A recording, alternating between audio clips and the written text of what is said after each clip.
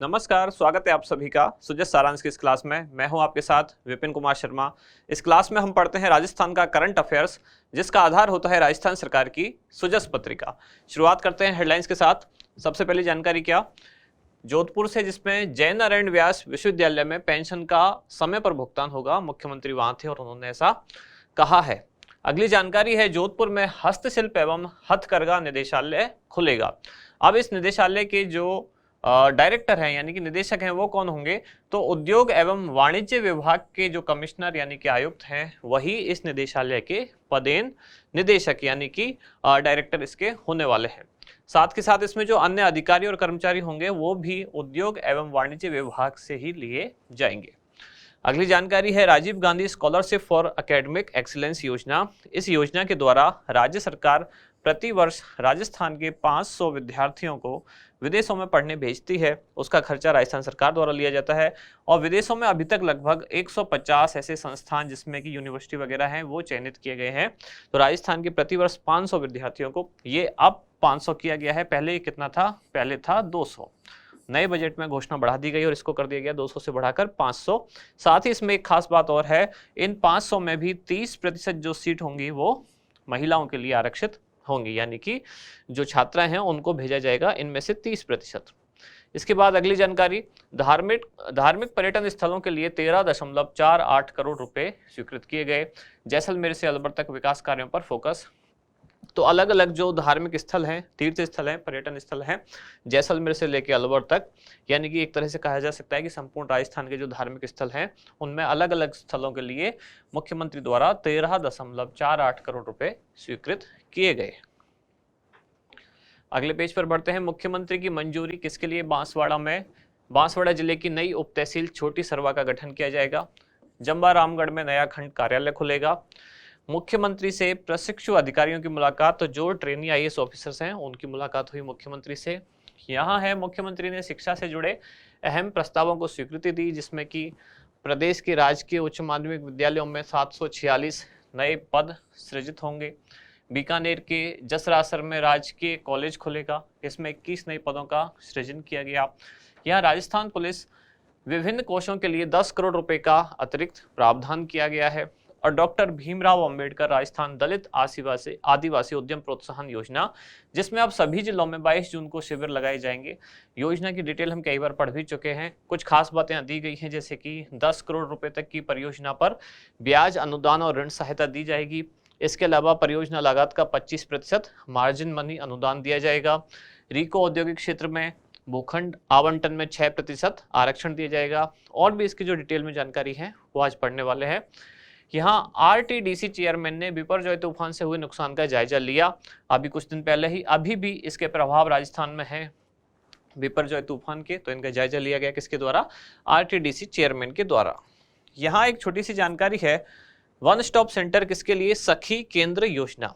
क्या है सखी केंद्र योजना, कि जो हिंसा या उत्पीड़न से पीड़ित शिकार इसकी जो महिलाएं हैं उनको एक ही स्थान पर चिकित्सकीय सहायता मिल सके, पुलिस सहायता मिल सके, विधिक यानी कि कानूनी सहायता मिल सके, परामर्श मिल सके और साथ ही साथ अस्थायी तौर पर उनको रहने के लिए आवास भी मिल सके और ये सारी चीजें निःशुल्क मिल सके। इसको कहा गया है सखी केंद्र योजना। एक ही केंद्र पर महिलाओं के लिए अगर कोई हिंसा या उत्पीड़न की शिकार है तो उसको सारी सहायता एक ही जगह मिल सके। उन सहायताओं में क्या क्या शामिल है, चिकित्सकीय सहायता, यानी हिंसा की कोई शिकार अगर महिला है तो उसको अगर चोट वगैरह लगी है तो उसको चिकित्सकीय सहायता मिल सके, पुलिस की सहायता मिल सके, कानूनी सहायता परामर्श मिल सके और रहने के लिए घर मिल सके अस्थायी तौर पर, ये सभी निःशुल्क मिल सके। इसके लिए है सखी केंद्र योजना। इसके बाद हमारा इंडेक्स, आज हम क्या क्या जानकारियां पढ़ेंगे। तो सबसे पहले तो जोधपुर में हस्तशिल्प एवं हथकरघा निदेशालय, उसके बाद है 2 योजनाएं, Rajiv Gandhi scholarship for academic excellence योजना और उसके बाद है डॉक्टर अंबेडकर राजस्थान दलित आदिवासी उद्यम प्रोत्साहन योजना। और ये 2022 सही लिखा हुआ है, यानी 2022 में शुरू की गई थी। सबसे पहले है, जोधपुर में खुलेगा हस्तशिल्प एवं हथकरघा निदेशालय। तो अब इसमें ये तो पूछने की जरूरत नहीं है कि कहाँ खोला जाएगा। अगर क्वेश्चन यही आ जाए कि हस्तशिल्प एवं हथकरघा निदेशालय कहाँ खोला जाएगा तो उत्तर है इसका जोधपुर। मुख्यमंत्री द्वारा अभी अभी इसके लिए वित्तीय प्रस्ताव को मंजूरी प्रदान की गई है कि जोधपुर में हस्तशिल्प और हथकरघा निदेशालय खोला जाए। इसका उद्देश्य क्या है? तो राजस्थान के जो शिल्पकार और राजस्थान के जो बुनकर हैं उनका उत्थान हो सके, और उत्थान किस तरह से, यानी कि आर्थिक तौर पर उनके आजीविका के साधन विकसित हो सके, उनको एक पहचान मिल सके, उनके जो बने हुए उत्पाद हैं उनको मार्केट मिल सके, इसके लिए ये निदेशालय खोला जाएगा। अब इसमें अधिकारी कर्मचारी कहाँ से नियुक्त किए जाएंगे?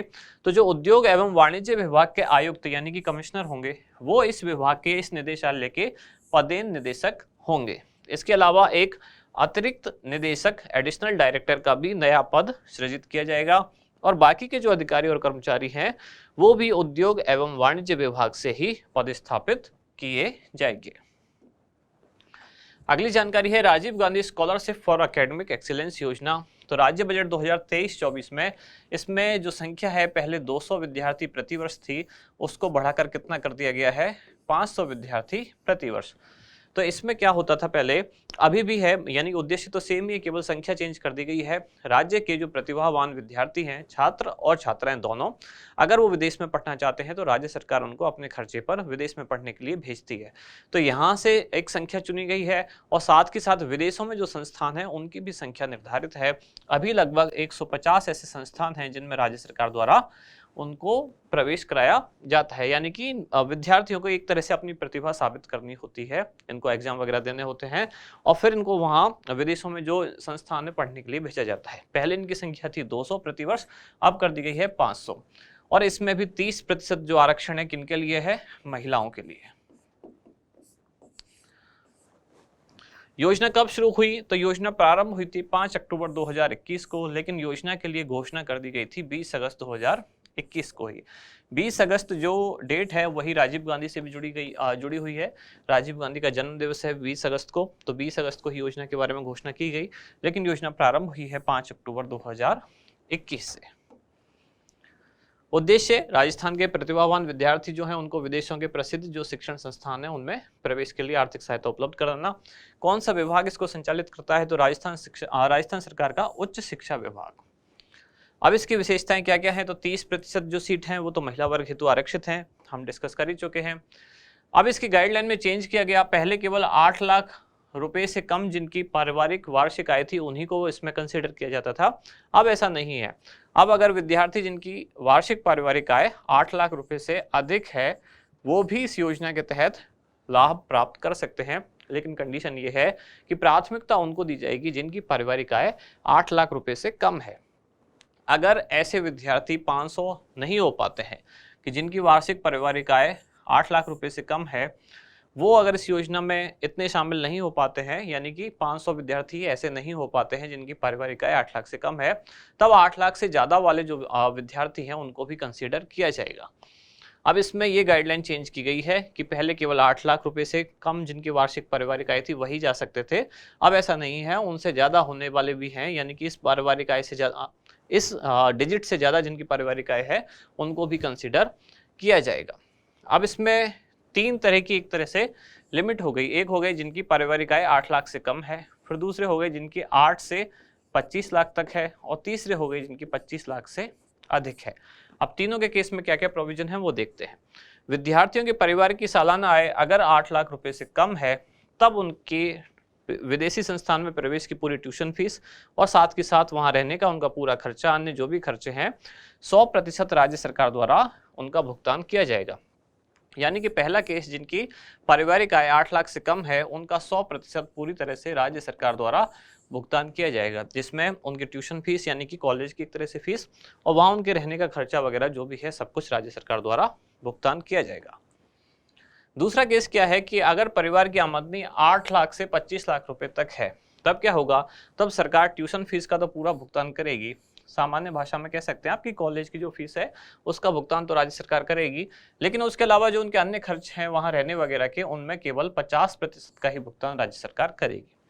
लेकिन अगर आमदनी 25 लाख से भी अधिक है, वार्षिक आय 25 लाख रुपए से अधिक है, तब राज्य सरकार केवल उनकी फीस का भुगतान करेगी और अन्य जो खर्चे हैं उनमें से राज्य सरकार द्वारा भुगतान नहीं किया जाएगा। तो ये 3 कैटेगरी हुई, एक जिनकी वार्षिक पारिवारिक आय 8 लाख से कम है, दूसरे जिनकी पारिवारिक आय 8 से 25 लाख है और तीसरे जिनकी वार्षिक परिवार आय 25 लाख से अधिक है।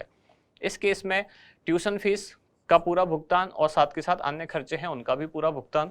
8 से 25 लाख होने पर ट्यूशन फीस का पूरा भुगतान और अन्य जो खर्चे हैं उनका 50% भुगतान, और 25 लाख से अधिक होने पर केवल ट्यूशन फीस, उनके जो अन्य खर्चे हैं उनका भुगतान नहीं किया जाएगा। यानी कि ट्यूशन फीस सभी की भरी जाएगी राज्य सरकार द्वारा। आय अगर चेंज है तो केवल जो यहाँ अन्य खर्चे हैं उनमें कटौती की जाएगी। जिनकी आय 8 लाख से कम है उनके सभी खर्चों का भुगतान किया जाएगा। 8 से 25 वालों की 50% और 25 से ज्यादा वालों का कोई खर्चे का भुगतान सरकार द्वारा नहीं किया जाएगा, केवल फीस का भुगतान किया जाएगा। अगली योजना है डॉक्टर अंबेडकर राजस्थान दलित आदिवासी उद्यम प्रोत्साहन योजना 2022। सॉरी, योजना का उद्देश्य दरअसल क्या है कि राजस्थान के जो दलित और आदिवासी वर्ग के लोग हैं उनको उद्यमी बनाया जाए। सरकार ये चाहती है कि वो भी केवल नौकरी पर डिपेंड ना होकर उद्यमी बने, कुछ अपना उद्योग स्थापित करें। इसके लिए सरकार उनको प्रोत्साहित करती है। इसके लिए योजना प्रारंभ की गई है डॉक्टर अंबेडकर राजस्थान दलित आदिवासी उद्यम प्रोत्साहन योजना। योजना की अधिसूचना यानी कि नोटिफिकेशन जारी किया गया था 8 सितंबर को और योजना प्रारंभ हुई है 27 अक्टूबर 2022 को। योजना की घोषणा की गई थी राज्य बजट 2022-23 में, इसलिए योजना के नाम में भी 2022 लिखा हुआ है। कौन सा विभाग इसको संचालित करता है? राजस्थान सरकार का उद्योग एवं वाणिज्य विभाग योजना का संचालन करता है। उद्देश्य यहाँ लिखा हुआ है, अभी हम जो डिस्कस किया कि प्रदेश के औद्योगिक विकास में अनुसूचित जाति और जनजाति वर्ग की प्रभावी भागीदारी सुनिश्चित करना। अब ये भागीदारी सुनिश्चित कैसे होगी? जब ये लोग भी उद्यमी बनेंगे, अपना उद्योग स्थापित करेंगे, कुछ स्टार्टअप करेंगे, उसके बाद ही इनकी भागीदारी प्रदेश के औद्योगिक विकास में सुनिश्चित हो पाएगी। अब सरकार कैसे इनको सहायता करती है? तो अगर ये लोग कोई उद्योग स्थापित करने के लिए 25 लाख रुपए तक का ऋण लेते हैं तो सरकार द्वारा ऋण पर 9% ब्याज अनुदान दिया जाएगा। 5 करोड़ रुपए तक का ऋण लेते हैं तब उस पर 7% ब्याज अनुदान दिया जाएगा। 25 लाख रुपए तक की सीमा में अगर परियोजना की लागत है तब उस पर 25% तक मार्जिन मनी भी दी जाएगी।